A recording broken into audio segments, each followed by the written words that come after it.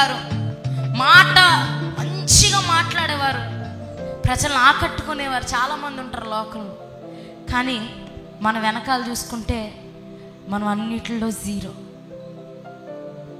అన్ని విధాలుగా జీరో, అన్ని విధాలుగా వెనకపడి ఉన్నాం, అన్ని విధాలుగా కుమిలిపోయి ఉన్నాం, అన్ని విధాలుగా నలిగిపోయి ఉన్నాం.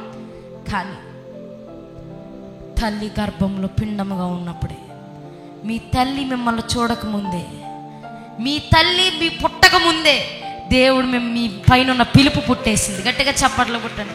మీ పైన ఉన్న దర్శనం నిశ్చయింపబడింది.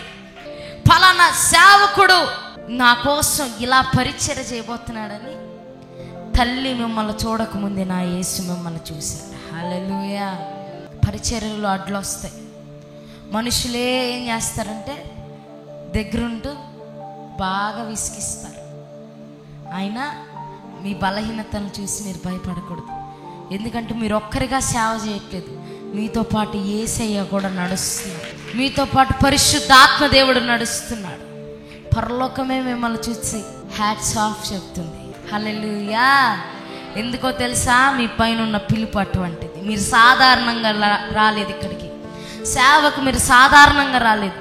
దేవుడు మిమ్మల్ని అసాధారణంగా తీసుకొచ్చాడు. ఇక్కడున్న చాలా మందికి సేవ మీద ఎటువంటి అవగాహన లేకుండా ఉండొచ్చు.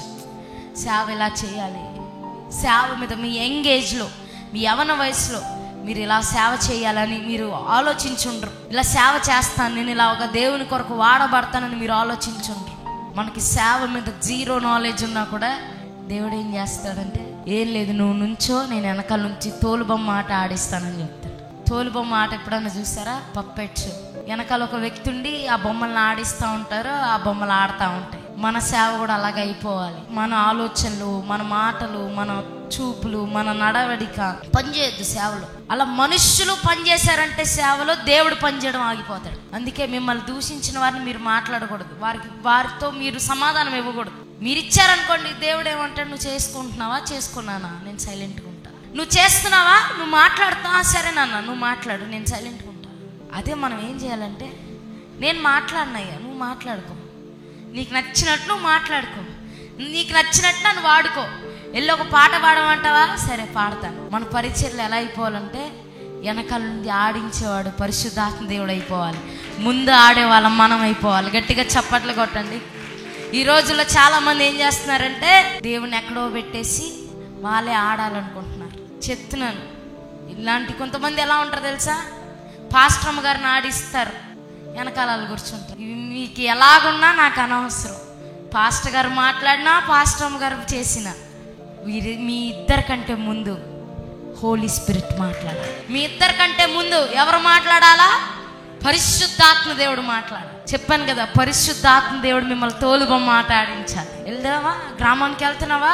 చర్చ స్టార్ట్ చేస్తున్నావా? చెయ్యి. నువ్వు చెయ్యి, జనాలను తీసుకొస్తాడు. చెప్పిన దేవుడు చెప్పినట్లు చేస్తాడు. అయ్యో ఆయన నరుడు కాదండి, ఆయన మనుష్యుడు కాదండి. మనుషులు మాటలు తప్పుతారు. ఈరోజు నేను చెప్తాను, చేయగలనని చెప్తాను, రేపొద్దున నేను చేయలేను. నేను మాట తప్పొచ్చు, కానీ పరిశుద్ధాత్మ దేవుడు మాట తప్పడు.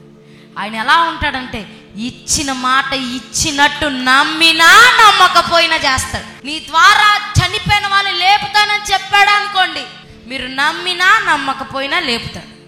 బైబిల్లో ఒక వ్యక్తి ఉన్నాడు, ఆయన కూడా ఏంటంటే చాలా వంకలు చెప్పిన వ్యక్తి, చాలా బలహీనతలు చూపించిన వ్యక్తి, మోషే. ఎలా ఉన్నారంటే మోషే గారు, ఇక్కడ బైబిల్లో ఆ దేవుడు ప్రణాళిక మోషే గారి మీద ఎప్పుడుందో తెలుసా? నిర్గమాకాండం 2:5 ఆ ఒడ్డున తల్లి వదిలేక ముందే దేవుడు మోషే గారి పైన ఆయన ప్రణాళికను ఉంచాడు. మోషే పైన దేవుడు ఏం చేశాడంటే ఆ ప్రణాళికను ఉంచాడు. అందుకే రాజకుమార్తె, రాజుగారి కూతురు, ఇంకా ఎక్కడ ఆమెకి స్థలం లేనట్టు, మోషే కనబడేటట్టే ఆమె కనుదృష్టి ఆ పెట్టి మీదకే వెళ్ళింది.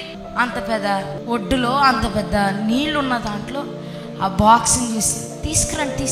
రూల్ ఏంటి? చంపేయాలి. ఈవిడేం చేయాలి? తీసుకున్న ఆవిడ చంపేయాలి. కానీ ఏం చేసింది? తీసుకొచ్చి పెంచుకుంది. ఎందుకో తెలుసా? దేవుని యొక్క ప్రణాళిక. గట్టిగా చప్పట్లు కొట్టండి. నిజంగా చెప్తున్నాను, మీరు మీ జీవితంలో ఎలాంటి పరిస్థితుల్లో ఉన్నా కూడా మీరు అనుకొని ఉండొచ్చు, నేను నిజంగా ప్రభు నన్ను సేవకు పిలిచాడు, నిజంగా ఈ పోరాటం ఏంటి, ఉండొచ్చు, యవన బిడ్డలైన వారు, సేవకు వచ్చిన వారు, మీకు ఎన్నో క్వశ్చన్స్ ఉండొచ్చు. దేవుడు నన్ను నిజంగా పిలిచాడా అని చెప్తున్నాను. మోషేని ఏ దేవుడైతే ఆ జమ్ము పెట్టెలో ఉన్నప్పుడే పిలిచాడు, అదే దేవుడు తల్లి గర్భంలో ముద్దగా ఉన్నప్పుడే పిలిచాడు. గట్టిగా చప్పట్లు కొట్ట. ఏం చేయాలి? చంపేయాలి. ఏం చేసింది? తీసుకొచ్చి పెంచుకుంది. అక్కడ ఏంటో తెలుసా? దేవుని యొక్క ప్రణాళిక. మీ కుటుంబంలో ఎంతో మంది ఉన్నారు, కానీ దేవుడు మిమ్మల్ని ఎందుకు పిలిచాడో తెలుసా?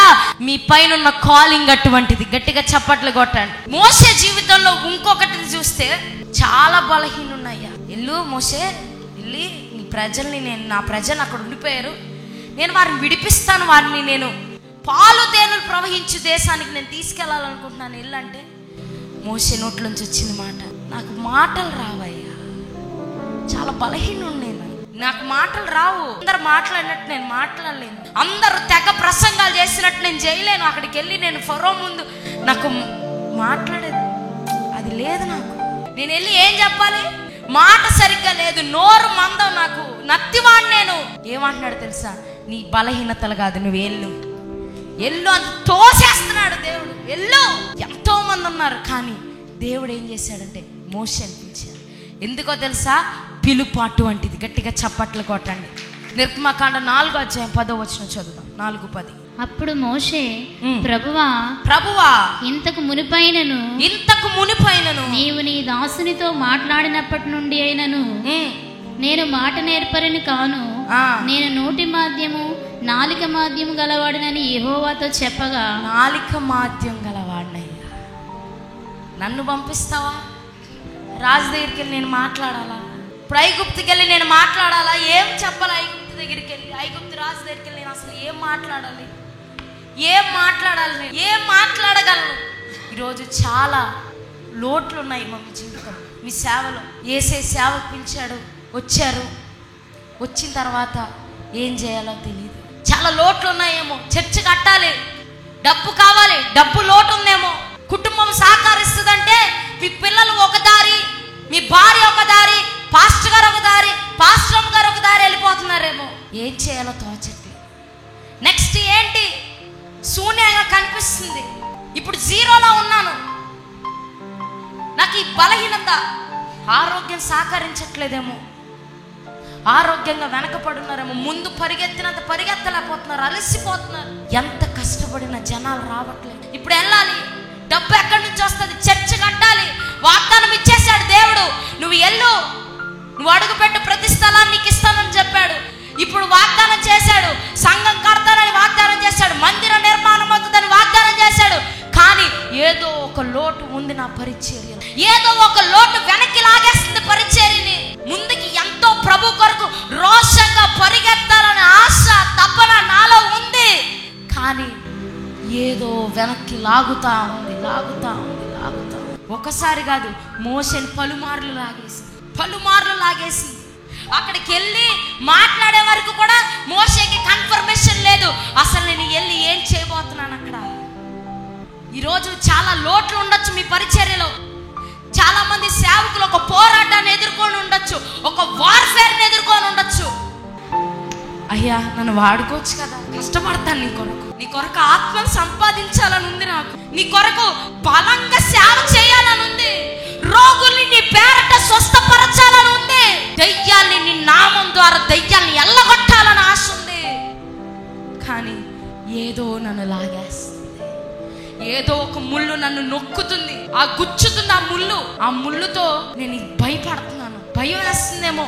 ఫస్ట్ తారీఖు వస్తుందంటే కొంతమందికి పాస్టర్స్కి వణికిపోతారు. ఎలాగ ఇంటి రెంట్, ఎలాగ ఈఎంఐస్, అవి ఇవి అన్నీ తిరుగుతున్నాయి. మోషేని దేవుడు ఏం చేశాడంటే దర్శించాడు, మండుచున్న పొదలో నుంచి మాట్లాడాడు, మోషే రా, నిన్ను అనేక మందికి నాయకుడిగా చేస్తాను, పర్వాలేదు, బాగుంది, నా ప్రజల్ని నడిపించడానికి నిన్ను ఒక నాయకుడిగా పెడతాను, నీ కింద అందరు దాసులుగా ఉంటారు, మంచి పరిచయం చేస్తాను, వెళ్ళు. అహరోనుకి నువ్వు చెప్పు, నేనేం చెప్తానో అది అహరోను చెప్పు. అహరోను చెప్తాడు, నువ్వు మంచిగా బలంగా నేను నడిపిస్తాను, వెనకాలండి నువ్వు ముందుకెళ్ళు, నేను నడిపిస్తాను, నువ్వు అక్కడికి వెళ్ళి ఏం చేయాలో నేను చేస్తాను, నువ్వు వెళ్ళాయా అంటే శక్తి లేదు, శరీరంలో శక్తి లేదు, ఆత్మీయంగా కొంతమందికి శక్తి లేదు, ఆత్మీయంగా ఎంతో రోషం మంట లోపల ఉంది, రోజు రోజుకి చల్లారిపోతుంది, మన భయం వేస్తుంది. హెచ్చించబడాలని ఉంది, నీ కొరకు వాడబడాలని ఉంది, నీ కొరకు పాటలు రాయాలని ఉంది, నీ కొరకు ప్రవచించాలని ఉంది, నీ కొరకు దెయ్యాలు ఎల్లగొట్టాలని ఉంది, నీ కొరకు అనేక మందిని ప్రభు కొరకు ఎక్కడ పడితే అక్కడ గెలవాలని ఉంది. కానీ ఏదో ముళ్ళు గుచ్చుతా ఉంది. గుచ్చిన ప్రతిసారి నొప్పి, దెబ్బ పడిన ప్రతిసారి నొప్పి, విల్లవిల్ల ఆడిపోతున్నారేమో నొప్పికి. ఏదో ముళ్ళు, ఏదో గుచ్చుతా గుచ్చుతా గుచ్చుతా గుచ్చుతా ఎల్లు నేను నడిపిస్తానని చెప్తున్నా కూడా దేవుడు 10 సార్లు కన్ఫర్మేషన్, ఇంకొక కన్ఫర్మేషన్, ఇంకొక కన్ఫర్మేషన్. ఇప్పుడు నేను అక్కడికి వెళ్తాను, వెళ్ళి ఏం చెప్పాలి? వాళ్ళు అడుగుతారు, వచ్చేయండి అని చెప్తాను. వాళ్ళు అడుగుతారు, ఎవరు రమ్మన్నారంటే ఉన్నవాడనని చెప్పు, నేను ఉన్నవాడను అని అనువాడనని చెప్పు అన్నా కూడా మోషేకి డౌటే. ఎలాగా? మీరు కూడా దేవుడు ప్రారంభించు అని చెప్పాక కూడా ఆలస్యం చేస్తున్నారేమో. దేవుడు ఈరోజు మీతోనే మాట్లాడుతున్నారు. ఆలస్యం చెయ్యద్దు, అడుగు ముందుకు వేస్తేనే అద్భుతం చూస్తారు. వెనక్కడి వేసిన ప్రతిసారి డిస్కరేజ్మెంట్ వస్తుంది. వాళ్ళు అడుగుతారు, దేవా ఎవరు పంపించమన్నారని అడిగితే నేను ఇప్పుడు ఏం చెప్పను? అసలు మోషేతో అసలు ఎవరు చెప్పారు ఈ విషయం? దేవుడు చెప్పాడు. మరి దేవుడు చెప్పినప్పుడు అదే చెప్పాలి కదా. మోషే అక్కడ కూడా ఒక కన్ఫ్యూషన్, ఎవరు అడిగారు, ఎవరు తీసుకెళ్ళమన్నారంటే ఏం చెప్పను, నేను అక్కడికి వెళ్ళి ఏం చేయాలి? ఉన్నవాడను అని అనువాడనని చెప్పు, నేను ఉన్నానని చెప్పు, ఉండే దేవుడు నిన్ను పంపించాడని చెప్పు. ఈరోజు దేవుని సేవకులైన వారికి ఒక ప్రవచనం వస్తుంది. మీ శ్రమల్లో, మీ పోరాటాల్లో నీతో పాటు దేవుడు కూడా ఉండబోతున్నాడు. ఆలస్యం చేస్తున్నారేమో, అద్భుతాలు చేయడానికి ఆలస్యం చేస్తున్నారేమో, దయ్యాలను ఎల్లగొట్టడానికి ఆలస్యం చేస్తున్నారేమో. ముందుకు అడుగు వేయి. వన్స్ దేవుడు ఒక క్లారిటీ ఇచ్చేసిన తర్వాత నో మోర్ క్వశ్చన్స్. లోపలికి అడుగు పెడితే ఎలా ఉంటుందో తెలుసా? ఆ దేవుడు ఇచ్చిన దర్శనంలోకి అడుగు పెడితే ఎలా ఉంటుందో తెలుసా? ఫస్ట్ ఏమవుతుందో తెలుసా? కర్ర పాముగా మారుతుంది. కర్ర ఏమవుతుంది? పాముగా మారుతుంది. ఇప్పుడు వెళ్ళి కర్ర వేసాడు కింద, అదేమైంది? పాముగా మారింది. ఇప్పుడు వాళ్ళు ఏం చేశారు? కర్రని వేశారు, అదేమైంది? పాముగా మారింది. అక్కడి వరకు బాగానే ఉంది. అప్పుడు ఏం చేసిందంటే దేవుడు పంపించిన కర్ర ఆ పామును కూడా మింగి వేసింది. గట్టిగా చప్పట్లు కొట్టండి. ఏం చేసింది? దేవుడు పంపించిన కర్ర ఏం చేసింది? ఆ పాముని కూడా మింగి వేసింది. నీకు విరోధంగా ఎవ్వరు లెగిచినా అందరూ కుప్పగూలిపోతారంతే, కుప్పగూలిపోతారంతే. కుప్పగూలిపోయే సమయం ఇది, కుప్పగూలిపోయే సంవత్సరం. శ్రమలు చూసి ఎలాగ సేవ చేయాలి, ఎలాగ కొత్త చర్చి స్టార్ట్ చేయాలి, ఎలాగ కూడికలు పెట్టాలి, ఈ వద్దు మనకి. ఎలాగా అని ఆలోచించారంటే అంతే. సాతాను ఏం చేస్తాడు? చెయ్యలేవు అలా దించేస్తాడు. ఎప్పుడైనా చూడండి, సేవ స్టార్ట్ చేసినప్పుడే ప్రాబ్లమ్స్ వస్తాయి. ఇప్పుడు ఏదైనా ఒక మంచి మీటింగ్ పెట్టాలనుకున్నారనుకోండి, అప్పుడేమవుతుంది? దేవుడు పరిచర్య చేయాలి అనుకున్నప్పుడే, అలా అనుకున్నప్పుడే ఏం చేస్తాడంటే సాతాను ఏదో ఒకటి చేస్తారు. అందుకే దేవుడు చెప్పడం ఆలస్యం.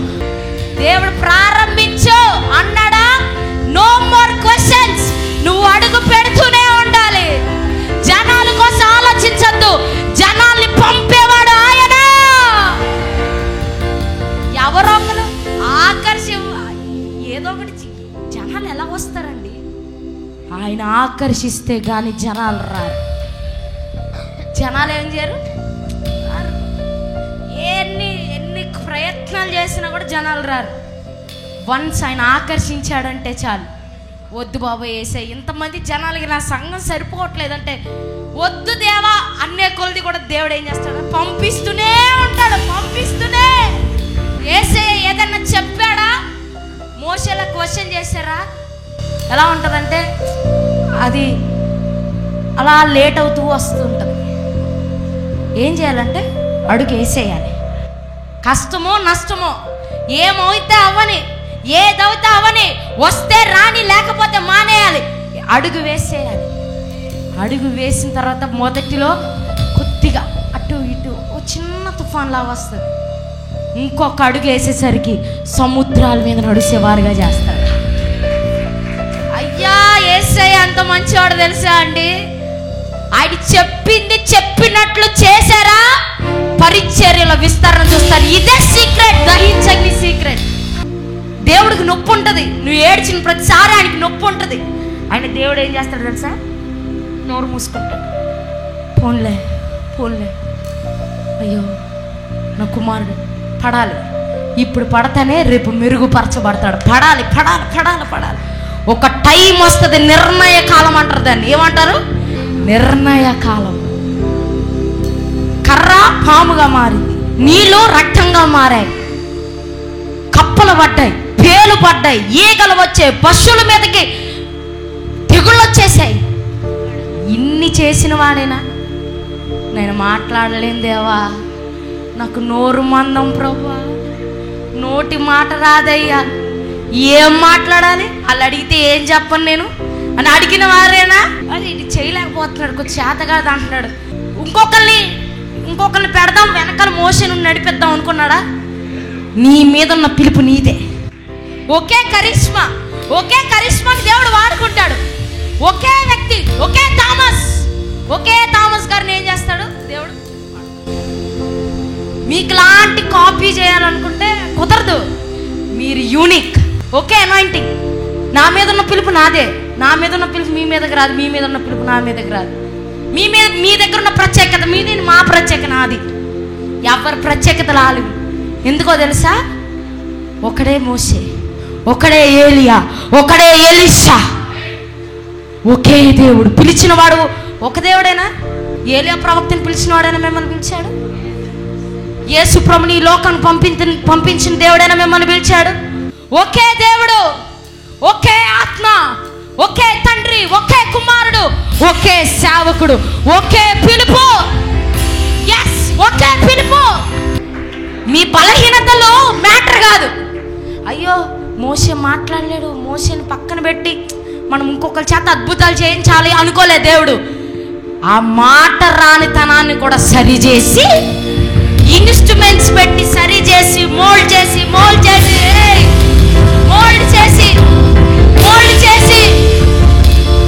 ఏం చేశాడు? బాగా తయారు చేసి,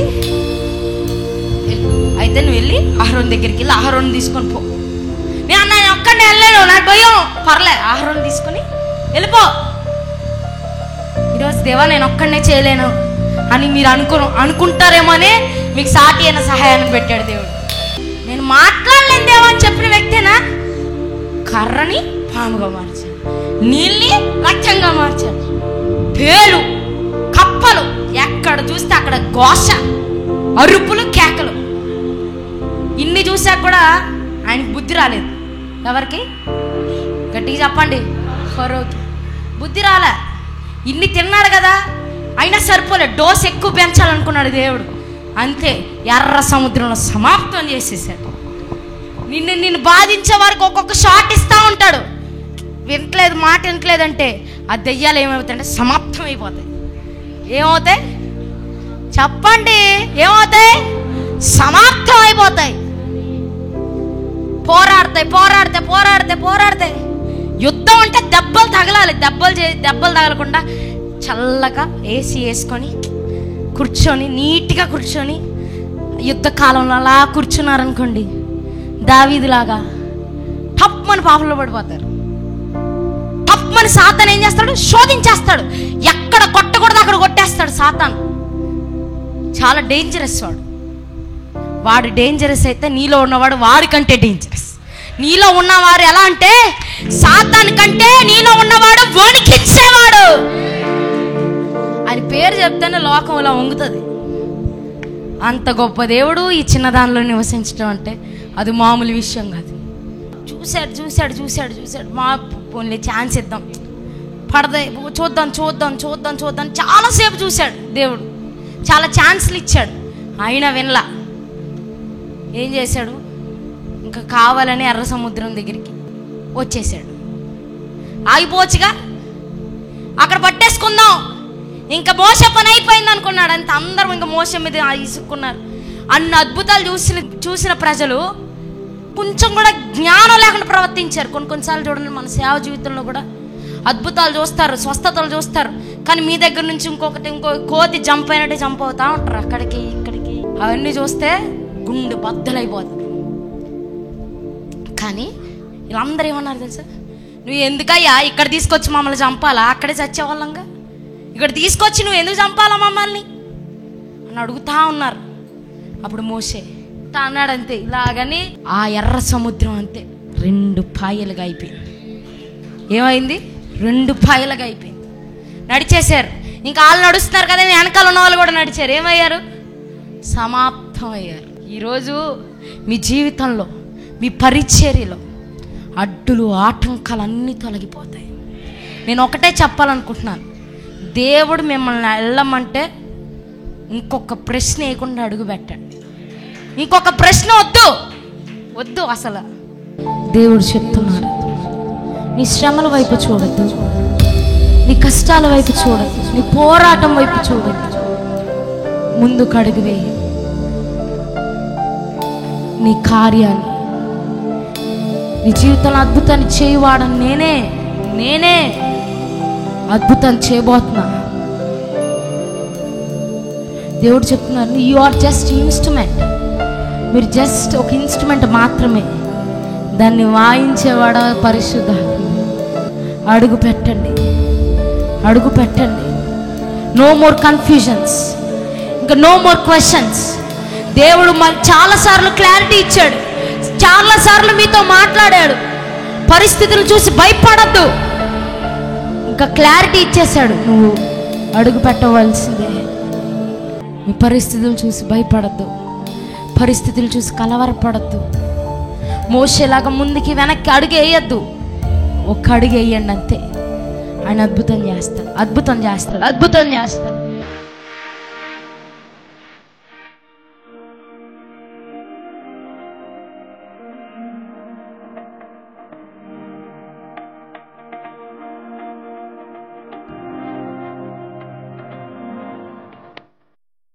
థ్యాంక్ యూ జీసస్. ప్రభా, నువ్వు ఇచ్చిన వాక్యం బట్టి స్తోత్రాలు ప్రభు. మాట్లాడింది మనుషులు కాదు ప్రభు, మాట్లాడింది నువ్వయ్యా. నీ సేవకుల్ని ఉజ్జీవింపచి బలపరచు. ఒక మినిస్ట్రీ లైఫ్లో ఒక మార్పు రావాలి, ఒక రెస్టోరేషన్ రావాలి యేసునామములో. సందేహం లేకుండా అడుగు పెట్టే కృపను దయచేయండి అయ్యా. వారి మీద ఉన్న పిలుపు, వారి పైన ఉన్న ఏర్పాటుని వారు కాపాడుకొని నీ కొరకు పరిగెత్తే కృపను దయచేయమని యేసునామములో అడుగుచున్నాం తండ్రి, ఆమేన్.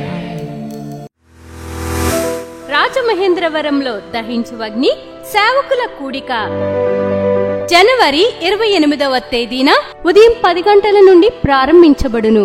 ముఖ్య ప్రసంగికులు డాక్టర్ థామస్ గారు, దహించు అగ్ని మినిస్ట్రీస్ రాజమహేంద్రవరం.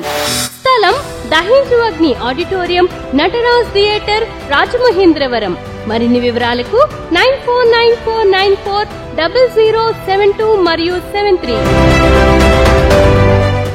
భీమవరంలో ఉజ్జీవ స్వస్థత కూడిక 2025 జనవరి 29వ తేదీన ఉదయం 10 గంటల నుండి ప్రారంభించబడును. ముఖ్య ప్రసంగికులు సిస్టర్ క్యాథరిన్ గారు, దహించు అగ్ని మినిస్ట్రీస్ రాజమహేంద్రవరం. స్థలం డాక్టర్ బిఆర్ అంబేద్కర్ భవన్, వీరమ్మ చెరువు పార్క్ వద్ద, భీమవరం. మరిన్ని వివరాలకు 9494940072. సత్తెనపల్లిలో దహించు అగ్ని వారు నిర్వహించు సువార్త స్వస్థత పండుగలు 2025 జనవరి 29, 30, 31 తేదీలలో ప్రతిరోజు సాయంత్రం 6 గంటల నుండి ప్రారంభించబడును. సిస్టర్ క్యాథరిన్ గారు, సిస్టర్ కరిష్మా గారు శక్తివంతమైన ఆరాధనలో నడిపించెదరు. ముఖ్య ప్రసంగికులు డాక్టర్ థామస్ గారు, డాక్టర్ శివ థామస్ గారు, దహించు అగ్ని మినిస్ట్రీస్ రాజమహేంద్రవరం. దైవజనులు వాక్య పరిచర్య చేసి ప్రతి ఒక్కరికి నూతన సంవత్సరం వాగ్దానమిచ్చి వ్యక్తిగతంగా ప్రార్థించెదరు. స్థలం లూథరన్ చర్చ్ గ్రౌండ్స్, సత్తెనపల్లి.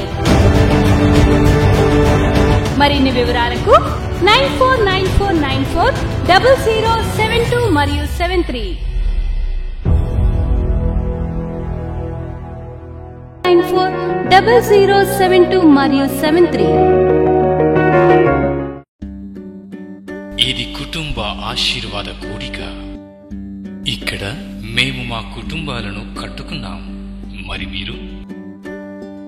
అయితే ప్రతి శుక్రవారం రాజమహేంద్రవరంలో జరిగే ఈ కుటుంబ ఆశీర్వాద కూడికలో పాల్గొనండి. ఈ కూడిక జరుగు స్థలం దహించు అగ్ని ఆడిటోరియం, నటరాజ్ థియేటర్, రాజమహేంద్రవరం.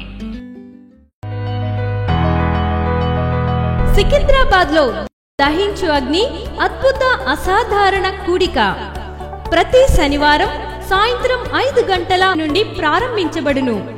స్థలం SPG church ground, alpha hotel వెనుక, సికింద్రాబాద్. మరిన్ని వివరాలకు 9494940074 మరియు 75. మీ ప్రార్థన అవసరతలకు 9494940072 మరియు 73. ఈ టీవీ కార్యక్రమాన్ని చూసి ఆశీర్వదించబడినట్లయితే దహించు అగ్ని టీవీ పరిచర్యకు మరియు బ్లెస్సింగ్ ల్యాండ్ కు సహకరించండి. దహించు అగ్ని trust current account number 357222444370, State Bank of India main branch, Rajamahendravaram. My address doctor Thomas దహించు అగ్ని మినిస్ట్రీస్, తుమ్మలోవా, రాజమహేంద్రవరం.